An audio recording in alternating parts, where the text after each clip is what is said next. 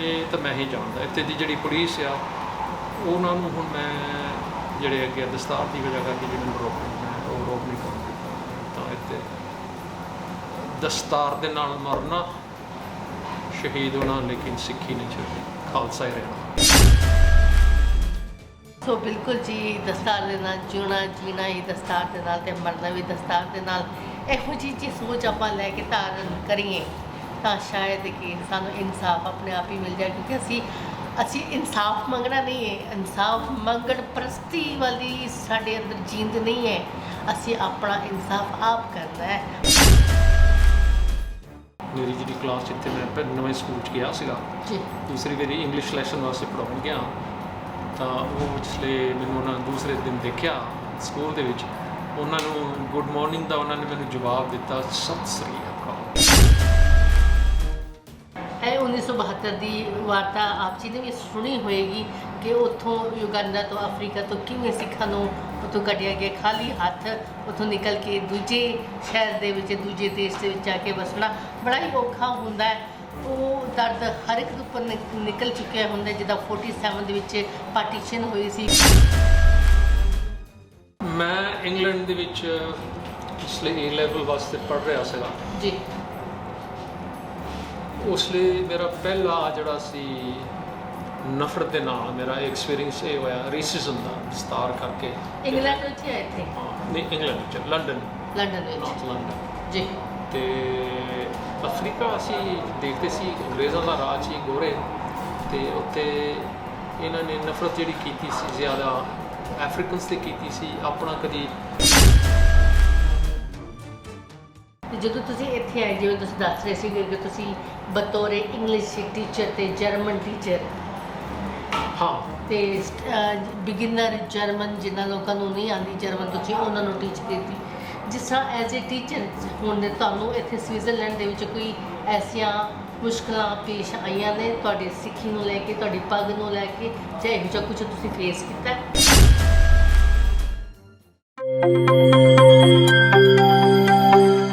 ਵਾਹਿਗੁਰੂ ਜੀ ਕਾ ਖਾਲਸਾ, ਵਾਹਿਗੁਰੂ ਜੀ ਕੀ ਫਤਿਹ। ਤੁਸੀਂ ਦੇਖ ਰਹੇ ਹੋ ਪੰਜਾਬੀ ਵਿਰਾਸਤ USA ਚੈਨਲ। ਮੈਂ ਹਾਂ ਚਰਨਜੀਤ ਕੌਰ UK ਤੋਂ। ਅੱਜ ਅਸੀਂ ਇੱਥੇ ਪਹੁੰਚੇ ਹਾਂ ਸਵਿਟਜ਼ਰਲੈਂਡ ਦੇ, ਸਵਿਸ ਦੀ ਧਰਤੀ, ਸੂਰਜ ਦੇ ਵਿੱਚ ਆਏ ਸੀ ਰਾਤ ਨੂੰ ਖਾਣਾ ਖਾਣ, ਪਰ ਸਾਨੂੰ ਮਿਲ ਪਈ ਕਿ ਗੁਰਸਿੱਖ ਸੱਜਣ ਜਿਨ੍ਹਾਂ ਨੇ ਕੇਸਰੀ ਦਸਤਾਰ ਸਿਰ 'ਤੇ ਸਜਾਈ ਹੋਈ ਹੈ, ਖੁੱਲ੍ਹਾ ਦਾੜਾ। ਇਹਨਾਂ ਦੇ ਨਾਲ ਗੱਲਬਾਤ ਕਰਕੇ ਮੈਂ ਕਾਫੀ ਇੰਪਰੈਸ ਹੋਈ, ਤਾਂ ਸੋਚਿਆ ਕਿ ਆਪਾਂ ਤੁਹਾਨੂੰ ਵੀ ਇਹਨਾਂ ਦੇ ਨਾਲ ਮਿਲਾਉਂਦੇ ਹਾਂ ਕਿ ਸਵਿਸ ਦੇ ਵਿੱਚ ਇੱਥੇ ਰਹਿੰਦੇ ਨੇ ਤੇ ਇਹਨੇ ਕੀ ਕਰਦੇ ਪਏ ਨੇ ਇੱਥੇ।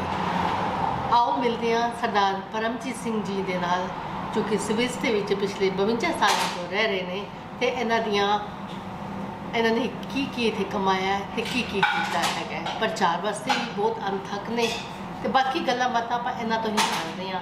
ਸਰਦਾਰ ਪਰਮਜੀਤ ਸਿੰਘ ਜੀ, ਵਾਹਿਗੁਰੂ ਜੀ ਕਾ ਖਾਲਸਾ, ਵਾਹਿਗੁਰੂ ਜੀ ਕੀ ਫਤਿਹ ਜੀ। ਭੈਣ ਜੀ, ਵਾਹਿਗੁਰੂ ਜੀ ਕਾ ਖਾਲਸਾ, ਵਾਹਿਗੁਰੂ ਜੀ ਕੀ ਫਤਿਹ। ਬਹੁਤ ਹੀ ਨਿੱਘਾ ਸਵਾਗਤ ਕਰਦੇ ਹਾਂ ਤੁਹਾਡਾ ਪੰਜਾਬੀ ਵਿਰਾਸਤ USA ਚੈਨਲ 'ਤੇ। ਸੋ ਬਹੁਤ ਬਹੁਤ ਜੀ ਆਇਆਂ ਨੂੰ ਤੁਹਾਡਾ। ਦੁਬਾਰਾ ਮੈਂ ਤੁਹਾਡਾ ਦਿਲੋਂ ਧੰਨਵਾਦ ਕਰਦਾ। ਸੋ ਪਰਮਜੀਤ ਸਿੰਘ ਜੀ, ਜਿਵੇਂ ਤੁਸੀਂ ਸਭ ਤੋਂ ਪਹਿਲੇ ਮੇਰੇ ਨਾਲ ਜਦੋਂ ਗੱਲਬਾਤ ਕੀਤੀ ਸੀ, ਤਾਂ ਤੁਸੀਂ ਇੱਕ ਗੱਲ ਵਿੱਚ ਕਹੀ ਸੀ ਕਿ ਮੈਂ ਪਿਛਲੇ 52 ਸਾਲਾਂ ਤੋਂ ਸਵਿਸ ਦੀ ਧਰਤੀ 'ਤੇ ਪੱਗ ਦੇ ਹੱਕ ਦੇ ਲਈ ਜੰਗ ਲੜ ਰਿਹਾ ਹਾਂ। ਇਹ ਮੈਂ ਬਿਲਕੁਲ ਵਾਅਦਾ ਮੇਰਾ ਹੈਗਾ ਜ਼ਿੰਦਗੀ 'ਚ ਕਿ ਮਰਨਾ ਤੇ ਦਸਤਾਰ ਦੇ ਨਾਲ ਜੀ, ਸਿੱਖੀ ਵਾਸਤੇ, ਸਿੱਖੀ ਸਰੂਪ ਦੇ ਨਾਲ, ਔਰ ਖਾਲਸਾ ਜੰਮਿਆ ਸੀ, ਖਾਲਸੇ ਦੇ ਨਾਲ ਸ਼ਹੀਦ ਹੋਣਾ। ਸੋ ਆਪਾਂ ਇਹਦੀ ਬੈਕਗਰਾਊਂਡ ਇਹਨਾਂ ਤੋਂ ਪੁੱਛਾਂਗੇ ਕਿ ਕੀ ਨੇ। ਸਭ ਤੋਂ ਪਹਿਲਾਂ ਆਪਾਂ ਪਰਮਜੀਤ ਸਿੰਘ ਜੀ ਪਾਸੋਂ ਇਹ ਪੁੱਛਦੇ ਹਾਂ ਕਿ ਪਰਮਜੀਤ ਸਿੰਘ ਜੀ, ਤੁਹਾਡਾ ਜਨਮ ਕਿੱਥੋਂ ਦਾ ਤੇ ਤੁਸੀਂ ਕਦੋਂ ਸਵਿਸ ਦੀ ਧਰਤੀ 'ਤੇ ਆਏ ਸੀ? ਜਨਮ ਮੇਰਾ ਨਵੰਬਰ 1946 ਵਿੱਚ ਹੋਇਆ ਸੀ। ਉਸ ਲਈ ਇੰਡੀਆ 'ਤੇ ਅੰਗਰੇਜ਼ਾਂ ਦਾ ਰਾਜ ਸੀ, ਉਸ ਲਈ ਬ੍ਰਿਟਿਸ਼ ਰਾਜ ਸੀ, ਬ੍ਰਿਟਿਸ਼ ਇੰਡੀਆ ਕਹਿੰਦੇ ਹੁੰਦੇ ਸੀ। ਅਤੇ ਮੇਰਾ ਜਨਮ ਇੱਕ ਪਿੰਡ ਵਿੱਚ ਹੋਇਆ ਜੀ। ਉਸ ਤੋਂ ਬਾਅਦ ਮੈਂ ਪਿਛਲੇ 5 ਮਹੀਨੇ ਦਾ ਸੀ, ਯਾਨੀ 20 ਹਫ਼ਤੇ ਦਾ ਕੁੱਛੜ ਚੁੱਕਿਆ ਸੀ ਮੇਰੀ ਮਦਰ ਮੈਨੂੰ। ਉਸ ਲਈ ਫਿਰ ਉਹ ਅਫਰੀਕਾ ਚਲੇ ਗਏ ਜੀ, ਜਿੱਥੇ ਮੇਰੇ ਫਾਦਰ ਹੁਣੀ ਬ੍ਰਿਟਿਸ਼ ਆਰਮੀ ਦੇ ਵਿੱਚ ਸੀਗੇ। ਅਤੇ ਮੇਰੇ ਗ੍ਰੈਂਡਫਾਦਰ, ਦਾਦੇ ਦਾਦੀਆਂ ਅਫਰੀਕਾ ਸੀਗੇ। ਠੀਕ ਹੈ। ਫਿਰ ਮੈਂ ਉਹਨਾਂ ਦੇ ਨਾਲ ਗਿਆ ਪੰਜਾਬ ਤੋਂ ਈਸਟ ਅਫਰੀਕਾ, ਜੀ, ਯੂਗੈਂਡਾ ਤੱਕ। ਉਦੋਂ ਤੋਂ ਫਿਰ ਉੱਥੇ ਮੇਰੀ ਪਰਵਰਿਸ਼ ਹੋਈ, ਮੈਨੂੰ ਪਾਲਿਆ ਅਤੇ ਮੈਂ ਪੜ੍ਹਿਆ ਉੱਥੇ, ਜਿਸ ਤੋਂ ਬਾਅਦ ਫਿਰ ਮੈਂ ਇੰਗਲੈਂਡ ਚਲੇ ਗਿਆ ਸੀ। ਤੇ ਤੁਹਾਡੀ ਜਿਹੜੀ ਬਾਕੀ ਦੀ ਪੜ੍ਹਾਈ ਲਿਖਾਈ ਸਾਰੀ ਇੰਗਲੈਂਡ ਵਿੱਚ ਹੋਈ ਹੈ? ਨਹੀਂ, ਮੇਰੀ ਜਿਹੜੀ ਪ੍ਰਾਇਮਰੀ ਅਤੇ ਸੈਕੰਡਰੀ ਸਕੂਲ ਪੜ੍ਹਾਈ ਹੋਈ ਸੀ ਅਫਰੀਕਾ 'ਚ ਹੋਈ ਸੀ, ਜੀ ਬ੍ਰਿਟਿਸ਼ ਸਕੂਲਾਂ ਦੇ ਵਿੱਚ। ਜੀ। ਅਤੇ ਉਸ ਤੋਂ ਬਾਅਦ ਫਿਰ ਜਿਹੜੇ A ਲੈਵਲ ਸੀਗੇ ਉਹ ਮੈਂ ਇੰਗਲੈਂਡ ਜਾ ਕੇ ਕੀਤੇ ਸੀ। ਫਿਰ ਤੁਹਾਡਾ ਇੰਗਲੈਂਡ ਤੋਂ ਸਫ਼ਰ ਸਵਿਸ ਦੀ ਧਰਤੀ 'ਤੇ ਕਿਵੇਂ ਹੋਇਆ, ਉਹਦੇ ਬਾਰੇ ਥੋੜ੍ਹਾ ਦੱਸੋ। ਮੈਂ ਇੰਗਲੈਂਡ ਪੜ੍ਹਨ ਵਾਸਤੇ ਗਿਆ ਸੀ। ਸਾਡੀ ਫੈਮਿਲੀ ਦਾ ਕਾਰੋਬਾਰ ਸੀਗਾ ਮਕੈਨੀਕਲ ਇੰਜੀਨੀਅਰਿੰਗ, ਮੈਟਲ ਵਰਕ ਦੀਆਂ ਵਰਕਸ਼ਾਪਸ। ਜੀ। ਅਤੇ ਉੱਥੇ ਮੇਰੇ ਦਾਦਾ ਜੀ ਨੇ, ਮੇਰੇ ਪੜਦਾਦਾ ਜੀ ਨੇ ਕੰਮ ਸ਼ੁਰੂ ਕੀਤਾ ਸੀ, ਅਤੇ ਦਾਦਾ ਜੀ ਨੇ ਅਤੇ ਪਾਪਾ ਜੀ ਨੇ, ਮੇਰੇ ਚਾਚਿਆਂ ਨੇ, ਉੱਥੇ ਫਿਰ ਸਾਨੂੰ ਇੰਗਲੈਂਡ ਭੇਜਿਆ ਸੀ ਪੜ੍ਹਨ ਵਾਸਤੇ, ਉੱਚੀ ਪੜ੍ਹਾਈ ਕਰਨ ਲਈ ਇੰਜੀਨੀਅਰਿੰਗ। ਜੀ।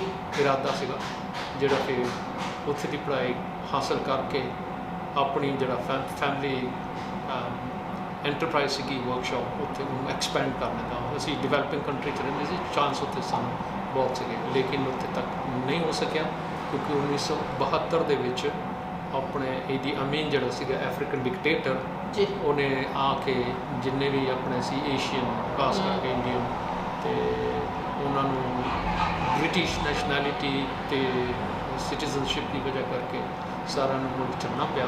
ਸਾਰੇ ਜਿਹੜੇ ਕਾਰੋਬਾਰ ਸੀ, ਜਾਇਦਾਦਾਂ ਸੀਗੀਆਂ, ਅਤੇ ਉਹ ਸਾਰਾ ਕੁਛ ਨੈਸ਼ਨਲਾਈਜ਼ ਕਰਕੇ ਸਾਨੂੰ ਖਾਲੀ ਹੱਥ ਇੰਗਲੈਂਡ ਜਾਣਾ ਪਿਆ। ਠੀਕ ਹੈ ਜੀ। ਇਹ 1972 ਦੀ ਵਾਰਤਾ ਆਪ ਜੀ ਨੇ ਵੀ ਸੁਣੀ ਹੋਏਗੀ ਕਿ ਉੱਥੋਂ ਯੁਗੰਡਾ ਤੋਂ, ਅਫਰੀਕਾ ਤੋਂ ਕਿਵੇਂ ਸਿੱਖਾਂ ਨੂੰ ਉੱਥੋਂ ਕੱਢਿਆ ਗਿਆ, ਖਾਲੀ ਹੱਥ ਉੱਥੋਂ ਨਿਕਲ ਕੇ ਦੂਜੇ ਸ਼ਹਿਰ ਦੇ ਵਿੱਚ, ਦੂਜੇ ਦੇਸ਼ ਦੇ ਵਿੱਚ ਜਾ ਕੇ ਵਸਣਾ ਬੜਾ ਹੀ ਔਖਾ ਹੁੰਦਾ ਹੈ।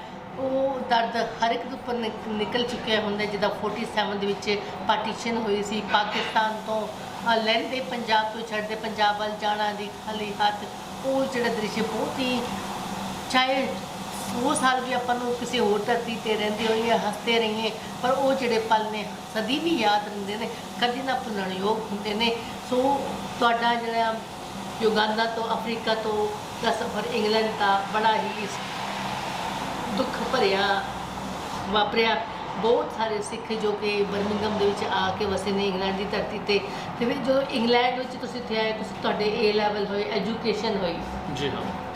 ਇੰਗਲੈਂਡ ਤੋਂ ਤੁਹਾਡਾ ਸਵਿਸ ਵੱਲ ਦਾ ਮੋੜ ਕਿਵੇਂ ਹੋਇਆ? ਮੈਂ ਇੰਗਲੈਂਡ ਦੇ ਵਿੱਚ ਇਸ ਲਈ A ਲੈਵਲ ਵਾਸਤੇ ਪੜ੍ਹ ਰਿਹਾ ਸੀਗਾ। ਜੀ। ਉਸ ਲਈ ਮੇਰਾ ਪਹਿਲਾ ਜਿਹੜਾ ਸੀ ਨਫ਼ਰਤ ਦੇ ਨਾਲ ਮੇਰਾ ਐਕਸਪੀਰੀਅੰਸ ਇਹ ਹੋਇਆ ਰੇਸਿਜ਼ਮ ਦਾ, ਵਿਸਤਾਰ ਕਰਕੇ। ਇੰਗਲੈਂਡ ਵਿੱਚ ਜਾਂ ਇੱਥੇ? ਹਾਂ, ਨਹੀਂ, ਇੰਗਲੈਂਡ ਵਿੱਚ, ਲੰਡਨ ਵਿੱਚ, ਨਾਰਥ ਲੰਡਨ। ਜੀ। ਅਤੇ ਅਫਰੀਕਾ ਅਸੀਂ ਦੇਖਦੇ ਸੀ, ਅੰਗਰੇਜ਼ਾਂ ਦਾ ਰਾਜ ਸੀ, ਗੋਰੇ, ਅਤੇ ਉੱਥੇ ਇਹਨਾਂ ਨੇ ਨਫ਼ਰਤ ਜਿਹੜੀ ਕੀਤੀ ਸੀ ਜ਼ਿਆਦਾ ਅਫਰੀਕਨਸ 'ਤੇ ਕੀਤੀ ਸੀ। ਆਪਣਾ ਕਦੀ ਨਹੀਂ, ਆਪਣੀ ਸ਼ਕਲ 'ਤੇ ਸਿੱਖ ਹੋਣ ਕਰਕੇ,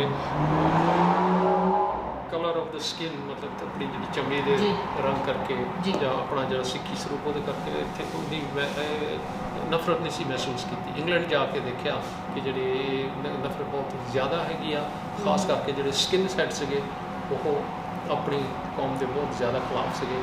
ਅਤੇ ਇਹ ਗਲਤ ਫਹਿਮੀ ਕਰਕੇ ਅਤੇ ਜਿਹੜਾ ਮੇਰਾ ਪਹਿਲਾ ਐਕਸਪੀਰੀਅੰਸ ਇੱਦਾਂ ਹੋਇਆ, ਉਸ ਲਈ ਇੱਕ ਅੰਡਰਗਰਾਊਂਡ ਸਟੇਸ਼ਨ 'ਤੇ ਹੋਇਆ। ਫਿਰ ਮੈਂ ਸੋਚਿਆ ਕਿ ਨਹੀਂ, ਇੱਥੇ ਇੰਗਲੈਂਡ ਉਹ ਨਹੀਂ ਹੈ ਜਿਹੜੀ ਸਾਨੂੰ ਸਕੂਲਾਂ 'ਚ ਇਸ ਲਈ ਅੰਗਰੇਜ਼ ਪੜ੍ਹਾਉਂਦੇ ਹੁੰਦੇ ਸੀ, ਉਹ ਨਹੀਂ ਹੈ। ਇਹ ਉਹ ਨਫ਼ਰਤ ਇੱਥੇ ਕੁਛ ਹੋ ਰਹੀ ਹੈ। ਬੰਦੇ ਨੂੰ ਜਦ ਤੱਕ ਆਪਣੇ ਆਪ ਪਰਸਨਲੀ ਨਾ ਮਹਿਸੂਸ ਕੀਤੀ ਹੋਵੇ, ਐਕਸਪੀਰੀਅੰਸ ਨਾ ਹੋਵੇ, ਉਹਦਾ ਫਿਰ ਰੇਸ਼ੀਅਲ ਡਿਸਕ੍ਰਿਮੀਨੇਸ਼ਨ ਦਾ ਉਸ ਬੰਦੇ ਨੂੰ ਸਵਾਦ ਨਹੀਂ ਪਤਾ ਹੁੰਦਾ।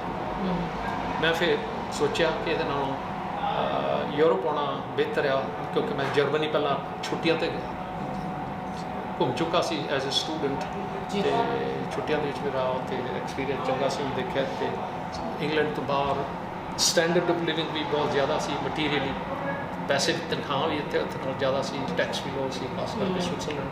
ਅਤੇ ਫਿਰ ਮੈਂ ਸੋਚਿਆ ਮੈਂ ਇੱਧਰ ਆਉਣਾ, ਮੇਰੇ ਇੱਥੇ ਦੋਸਤ ਸੀਗੇ, ਅਤੇ ਮੈਂ ਫਿਰ ਇੰਗਲੈਂਡ ਛੱਡ ਕੇ ਫਿਰ ਇੱਥੇ 1969 ਦੇ ਐਂਡ ਵਿੱਚ 1969 ਦੀ ਐਂਡ ਵਿੱਚ।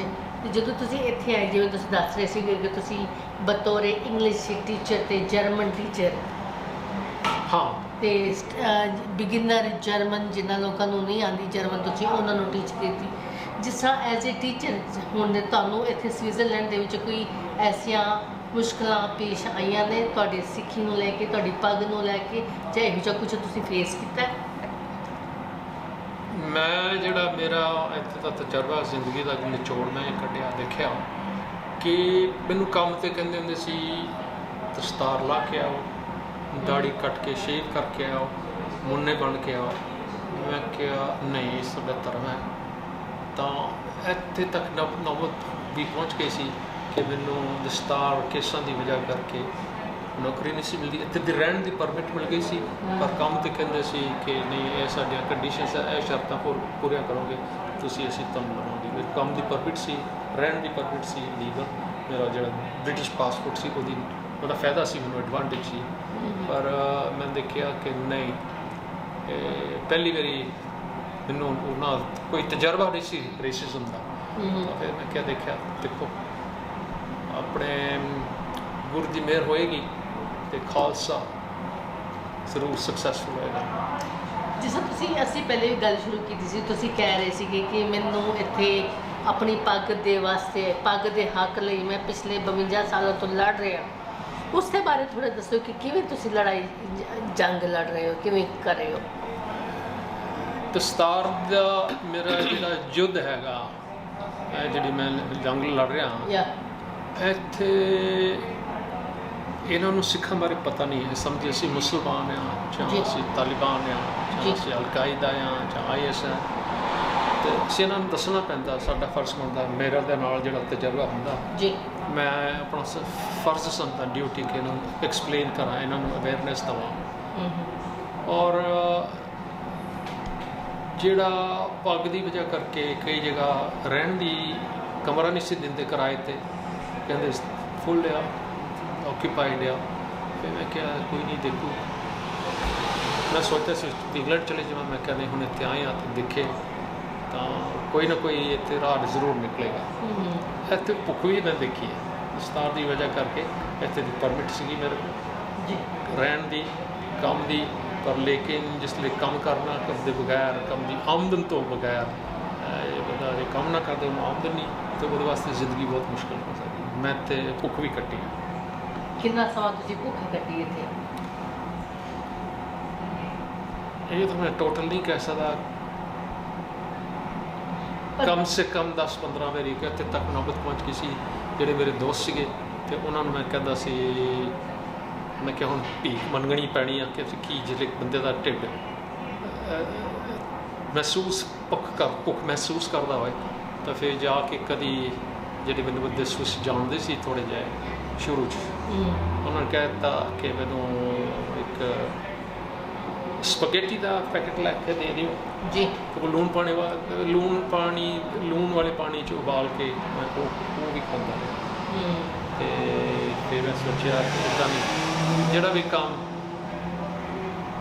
ਕਰਨਾ ਹੀ ਪੈਣਾ। ਫਿਰ ਮੈਂ ਸੋਚਿਆ ਹੁਣ ਮਜਬੂਰੀ ਕੀ ਆ, ਕੇਸ ਕਟਾ ਦੇਵਾਂ ਨਾ ਕਟਾਵਾਂ। ਇੱਕ ਵਾਰੀ ਮੈਂ ਨਾਈ ਦੀ ਦੁਕਾਨ 'ਤੇ ਵੀ ਚਲੇ ਗਿਆ ਸੀ। ਮੈਂ ਕਿਹਾ ਨਹੀਂ, ਪੱਗ ਲਾਈ, ਉਹਨੇ ਤੇ ਮੇਰੇ ਮੋਢਿਆਂ 'ਤੇ ਤੌਲੀਆ ਰੱਖਿਆ, ਮੈਂ ਕੇਸ ਖੋਲ੍ਹੇ, ਮੋਰੇ ਸ਼ੀਸ਼ਾ ਸੀ, ਉਹਦੇ ਸੱਜੇ ਹੱਥ ਵਿੱਚ ਕੈਂਚੀ, ਖੱਬੇ ਹੱਥ 'ਚ ਕੰਘੀ। ਮੈਂ ਦੇਖਿਆ ਸ਼ੀਸ਼ੇ 'ਚ ਆਪਣੀ। ਮੈਂ ਕਿਹਾ, ਸੋਚਿਆ ਕਿ ਤੂੰ ਕੌਣ ਹੈ, ਕਿਹੜੇ ਖਾਨਦਾਨ 'ਚੋਂ, ਕਿਹੜੀ ਔਕਾਤ 'ਚੋਂ, ਕਿਹੜੀ ਕੌਮ 'ਚੋਂ? ਖਾਲਸਾ ਆ। ਗੁਰੂ ਗੋਬਿੰਦ ਸਿੰਘ ਜੀ ਦੇ 4 ਸਾਹਿਬਜ਼ਾਦੇ ਉਹ ਸ਼ਹੀਦ ਹੋ ਗਏ ਸਿੱਖੀ ਵਾਸਤੇ। ਮੈਂ ਤਾਂ ਕੁਛ ਨਹੀਂ, ਮੈਨੂੰ ਕਿਹਾ ਨਹੀਂ, ਆ ਲੈ ਤੇਰੇ 20 ਫਰੈਂਕ, ਪੱਗ ਰੱਖੀ, ਕੰਘਾ, ਦਸਤਾਰ ਬੰਨੀ, ਪੁੱਠਾ ਕੀਤਾ। ਮੈਂ ਕਿਹਾ ਸਤਿ ਸ਼੍ਰੀ ਅਕਾਲ, ਮੈਂ ਜਾ ਰਿਹਾ। ਮਤਲਬ ਇੱਕ ਸਿੱਖ ਨੂੰ ਬਾਹਰ ਦੇ ਦੇਸ਼ਾਂ ਵਿੱਚ ਕਿੰਨਾ ਕੁਛ ਸਹਿਣ ਕਰਨਾ ਪੈਂਦਾ। ਭਾਵੇਂ ਕਿ ਗੱਲ ਆਪਾਂ ਜਰਮਨ ਦੀ ਕਰੀਏ, ਜਰਮਨ ਦੇ ਵਿੱਚ ਵੀ ਇਹੋ ਜਿਹੇ ਰੂਲ ਹੈਗੇ ਕਿ ਜਿੰਨੀ ਦੇਰ ਤੱਕ ਤੁਸੀਂ ਸੀਸ 'ਤੇ ਤੁਹਾਡੀ ਪੱਗ ਸੱਜੀ ਹੋਈ ਹੈ, ਤੁਹਾਨੂੰ ਕਿਤੇ ਨੌਕਰੀ ਕੰਮ ਨਹੀਂ ਦਿੰਦੇ ਨੇ। ਇਹ ਬਹੁਤ ਹੀ ਤਰਾਸਦਗੀ ਹੈ ਕਿ ਜਿੱਥੇ ਕਿ ਸਿੱਖੀ ਦਾ ਪ੍ਰਚਾਰ ਦੁਨੀਆ ਭਰ ਦੇ ਵਿੱਚ ਹੋ ਰਿਹਾ ਹੈ, ਪਰ ਜਿਸ ਲੈਵਲ 'ਤੇ ਹੋਣਾ ਚਾਹੀਦਾ ਉਸ ਲੈਵਲ 'ਤੇ ਹੋ ਨਹੀਂ ਰਿਹਾ। ਪਰ ਇਹੋ ਜਿਹੇ ਗੁਰਸਿੱਖ ਹਨ ਜੋ ਕਿ ਭੁੱਖੇ ਵੀ ਸੌਂਦੇ ਨੇ, ਕਾਫੀ ਕੁਛ ਕਰਨ ਤੋਂ ਬਾਅਦ ਵੀ ਦਸਤਾਰ ਅਤੇ ਕੇਸਾਂ ਨੂੰ ਤੇ ਆਉਣ ਨਹੀਂ ਦਿੰਦੇ। ਕਿਉਂਕਿ ਅਸੀਂ ਭੁੱਲਣਹਾਰ ਹਾਂ, ਮਨ ਡੋਲ ਜਾਂਦਾ ਹੈ, ਜਦੋਂ ਮਨ ਡੋਲ ਜਾਂਦਾ ਤੇ ਇੱਕ ਸੱਚਾ ਗੁਰੂ ਦਾ ਸਿੱਖ ਹੋਣ ਦੇ ਨਾਤੇ ਫਿਰ ਉਹੀ ਗੁਰੂ ਆ ਕੇ ਉਹਦੀ ਬਾਂਹ ਪਕੜ ਲੈਂਦਾ। ਜਿਵੇਂ ਪਰਮਜੀਤ ਸਿੰਘ ਜੀ ਨੇ ਆਪ ਜੀ ਨੂੰ ਦੱਸਿਆ ਕਿ ਮੈਂ ਜਾ ਕੇ ਨਾਈ ਦੀ ਦੁਕਾਨ 'ਤੇ ਹੀ ਬੈਠ ਗਿਆ, ਪਰ ਜਦੋਂ ਮੇਰੇ ਕੇਸ ਖੁੱਲੇ ਆਪਣੇ ਆਪ ਨੂੰ ਸ਼ੀਸ਼ੇ 'ਚ ਵੇਖਿਆ ਤਾਂ ਮੈਂ ਆਪਣੇ ਆਪ ਨੂੰ ਖੁਦ ਨੂੰ ਸਮਝਾਇਆ ਕਿ ਮੈਂ ਕਿਸ ਦਾ ਪੁੱਤਰ ਹਾਂ ਅਤੇ ਕਿਸੇ ਖਾਨਦਾਨ ਤੋਂ ਬਿਲੋਂਗ ਕਰਦਾ ਹੈਗਾ। ਸੋ ਘਟਨਾਵਾਂ ਵਾਪਰਦੀਆਂ ਨੇ, ਹੁੰਦੀਆਂ ਨੇ। ਪਰਮਜੀਤ ਸਿੰਘ ਜੀ ਦਾ ਪਿਛਲੇ 52 ਸਾਲਾਂ ਤੋਂ ਇਹ ਜੰਗ ਯੁੱਧ ਲੜਨਾ ਦਸਤਾਰ ਦੇ ਹੱਕ ਦੇ ਵਿੱਚ ਸਵਿਟਜ਼ਰਲੈਂਡ ਦੀ ਧਰਤੀ 'ਤੇ, ਸ਼ਾਇਦ ਕਿ ਲੋਕਾਂ ਨੂੰ ਇਸ ਚੀਜ਼ ਦਾ ਪਤਾ ਨਹੀਂ ਕਿ ਪਰਮਜੀਤ ਸਿੰਘ ਕਿੰਨੀਆਂ ਕਠਿਨਾਈਆਂ ਤੋਂ ਗੁਜ਼ਰਦੇ ਜਾ ਰਹੇ ਨੇ। ਐਜ਼ ਏ ਟੀਚਰ ਹੋਣ ਦੇ ਨਾਤੇ ਸਕੂਲ ਵਿੱਚ ਇੰਗਲਿਸ਼ ਟੀਚ ਕਰਦੇ ਨੇ, ਜਰਮਨ ਟੀਚ ਕਰਦੇ ਨੇ। ਜਿਹੜੇ ਲੋਕੀ ਕਹਿੰਦੇ ਨੇ ਕਿ ਅਫੋਰਡ ਨਹੀਂ ਕਰ ਸਕਦੇ ਨੇ ਟਿਊਸ਼ਨਸ, ਉਹਨਾਂ ਨੂੰ ਵੀ ਇਹ ਹੈਲਪ ਕਰਕੇ ਪੜ੍ਹਾਉਂਦੇ ਨੇ। ਇੱਕ ਸੁੱਚੇ ਗੁਰਸਿੱਖ ਦਾ ਫਰਜ਼ ਵੀ ਨਿਭਾਉਂਦੇ ਨੇ। ਅਤੇ ਜਿਹੜੀ ਜੰਗ ਇਹਨਾਂ ਨੇ ਸ਼ੁਰੂ ਕੀਤੀ ਹੈ, ਯੁੱਧ ਸ਼ੁਰੂ ਕੀਤਾ ਹੋਇਆ, ਉਸ ਯੁੱਧ ਦੇ ਵਿੱਚ ਇਹ ਕਿੰਨੇ ਕੁ ਸਕਸੈਸਫੁੱਲ ਹੋਏ ਨੇ, ਆਪਾਂ ਇਹਨਾਂ ਤੋਂ ਜਾਣਨਾ ਚਾਹੁੰਦੇ ਹਾਂ ਕਿ ਤੁਹਾਨੂੰ ਕੋਈ ਕਾਮਯਾਬੀ ਅੱਜ ਤੱਕ ਮਿਲੀ ਹੈ 52 ਸਾਲ ਤੱਕ ਜਾਂ ਨਹੀਂ? ਕਾਮਯਾਬੀ ਪਾਰਟਲੀ ਮਿਲੀ ਵੀ ਹੈ।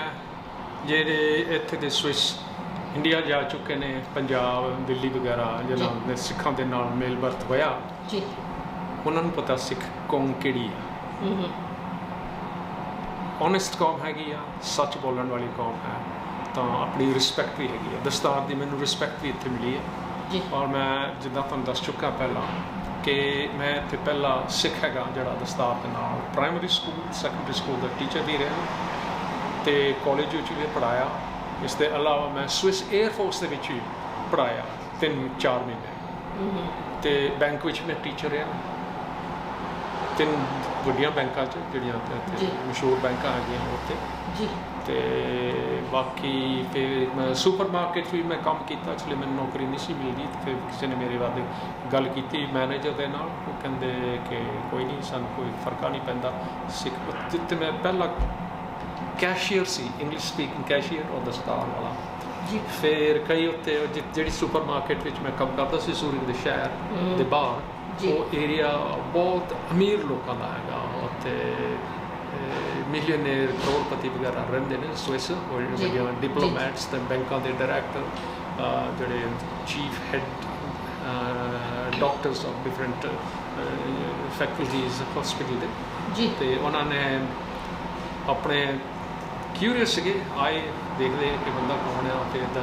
Word spread around. ਹਾਂਜੀ। ਤਾਂ ਕਿ ਇਸ ਸੁਪਰ ਮਾਰਕੀਟ 'ਚ ਸਿੰਘ ਹੈਗਾ, ਬਹੁਤ ਪੋਲਾਈਟ ਆ, ਫਰੈਂਡਲੀ ਆ, ਅਤੇ ਮੇਰੀ ਆਦਤ ਸ਼ੁਰੂ ਤੋਂ ਹੈ ਕਿ ਮੈਂ ਇੱਕ ਬੰਦੇ ਇੱਕ ਦੇ ਨਾਲ ਮਿਲ ਵਰਤ ਕੇ ਆਪਣਾ ਰਿਸਪੈਕਟ ਕਰਕੇ ਆਪਣਾ ਰਿਲੇਸ਼ਨਸ਼ਿਪ ਰੱਖਦਾ। ਅਤੇ ਫਿਰ ਉਹਨਾਂ ਨੇ ਕਈਆਂ ਨੇ ਪੁੱਛਿਆ ਮੈਨੂੰ, ਕਹਿੰਦੇ ਕਿ ਤੁਸੀਂ ਸਾਡੇ ਆਓ ਮਿਲੋ, ਸਾਨੂੰ ਆਪਣੇ ਧਰਮ ਬਾਰੇ ਦੱਸੋ, ਸਾਡੇ ਸਕੂਲ 'ਚ ਆ ਕੇ ਬੋਲੋ।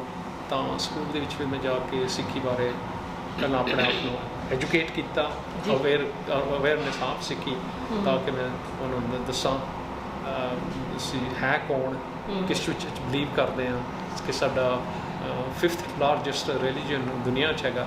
ਅਤੇ 1469 'ਚ ਸ਼ੁਰੂ ਹੋਇਆ ਸੀ, 1539 ਤੱਕ ਜਿਹੜੇ ਜਿਸਲੇ ਗੁਰੂ ਨਾਨਕ ਦੇਵ ਜੀ ਸੀਗੇ ਇਸ ਦੁਨੀਆ ਦੇ ਵਿੱਚ ਹਾਜ਼ਰ ਸੀਗੇ। ਤਾਂ ਉਸ ਦੇ ਬਾਅਦ ਆਪਣੇ 9 ਹੋਰ ਗੁਰੂ ਹੋਏ। ਤਾਂ ਬਾਕੀ 1699 ਦੇ ਵਿੱਚ ਮੇਰੇ ਖਿਆਲ ਗੁਰੂ ਗੋਬਿੰਦ ਸਿੰਘ ਜੀ ਨੇ 10ਵੇਂ ਪਾਤਸ਼ਾਹ ਦਸ਼ਮੇਸ਼ ਪਿਤਾ ਨੇ ਫਿਰ ਖਾਲਸਾ ਤਿਆਰ ਕੀਤਾ, ਅੰਮ੍ਰਿਤ ਛਕਾਇਆ, ਸਾਰਿਆਂ ਨੂੰ 5 ਪਿਆਰਿਆਂ ਨੂੰ ਤਿਆਰ ਕੀਤੇ ਅਤੇ ਸਾਨੂੰ ਇਹ ਸਿੱਖੀ ਸਰੂਪ ਦਿੱਤਾ, ਦਸਤਾਰ ਦਾ ਕੜਾ, ਕੇਸ, ਕੰਘਾ, ਕਛਹਿਰਾ, ਅਤੇ ਆਪਣੀ ਇਹ ਸ਼ਨਾਖਤ ਇਹਨਾਂ ਸਾਨੂੰ ਦਿੱਤੀ ਜਿਹੜੀ ਹੈ। ਅੱਛਾ, ਮੇਰੇ ਜ਼ਿਹਨ 'ਚ ਇੱਕ ਗੱਲ ਹੋਰ ਆ ਰਹੀ ਹੈ। ਤੁਸੀਂ ਮੋਪਡ ਚਲਾਉਂਦੇ ਹੋ ਨਾ, ਡਰਾਈਵ ਕਰਦੇ ਹੋ ਮੋਪਡ ਵੀ ਚਲਾਉਣਾ, ਮੋਟਰਸਾਈਕਲ ਵੀ ਚਲਾਉਣਾ, ਗੱਡੀ ਵੀ ਚਲਾਉਣਾ, ਠੀਕ ਹੈ, ਸਾਈਕਲ ਵੀ ਚਲਾਉਣਾ। ਤੁਸੀਂ ਪਿਛਲੇ ਲੰਮੇ ਅਰਸੇ ਤੋਂ ਚਲਾ ਰਹੇ ਹੋ ਅਤੇ ਤੁਹਾਡਾ ਹਮੇਸ਼ਾ ਵਾਹ ਵਾਸਤਾ ਸ਼ੁਰੂ ਦੀ ਪੁਲਿਸ ਨਾਲ ਪਿਆ ਹੈ, ਕਿਉਂਕਿ ਇੱਕ ਤਾਂ ਤੁਸੀਂ ਦਸਤਾਰ ਸਜਾਉਂਦੇ ਹੋ, ਹੈਲਮਟ ਨਹੀਂ ਪਾਉਂਦੇ ਹੋ, ਅਤੇ ਹੈਲਮਟ ਨਾ ਪਾਉਣ 'ਤੇ ਫਾਈਨ ਲੱਗਦਾ ਹੈ। ਤੁਹਾਨੂੰ ਤਾਂ ਜਰੀਮਾ ਲੱਗਿਆ ਹੋਣਾ ਨਾ ਇੱਥੇ ਲਗਭਗ, ਅਤੇ ਉਹ ਕਿੰਨਾ ਕੁ ਹੋਏਗਾ ਜਰੀਮਾ ਪਿਛਲਾ?